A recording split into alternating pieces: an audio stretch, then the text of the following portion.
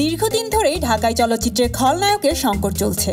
অভিনেতা মিজু আহমেদের মৃত্যুর পর এই কথাটি যেন আরো জোরালো হলো, কারণ চলচ্চিত্রের স্বর্ণালী যুগের পর্দা কাঁপানো খলনায়কদের অনেকেই না ফেরার দেশে চলে গেছেন, আবার কেউ চলচ্চিত্র থেকে দূরে রয়েছেন। আর নতুন যারা কাজ করছেন তারা অধিকাংশই জ্বলে উঠতে ব্যর্থ হচ্ছেন।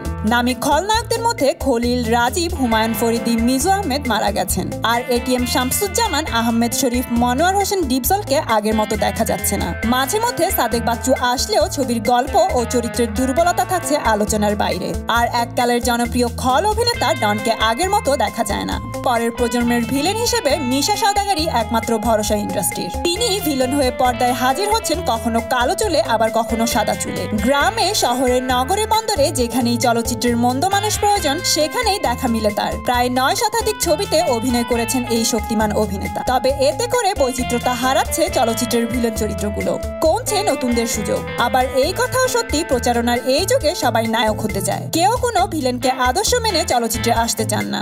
মিশা পরবর্তী উল্লেখ করার মতো যে কজন ভিলেন এসেছেন কেউই নিজের প্রতি সুবিচার করতে পারছেন না। তো বন্ধুরা, বাংলা চলচ্চিত্রের এই ভিলেন সংকটে কি করা প্রয়োজন কমেন্ট করে জানিয়ে দিন আপনার মতামত। আর হ্যাঁ, লাইক, শেয়ার এবং সাবস্ক্রাইব করে আমাদের সাথে থাকুন।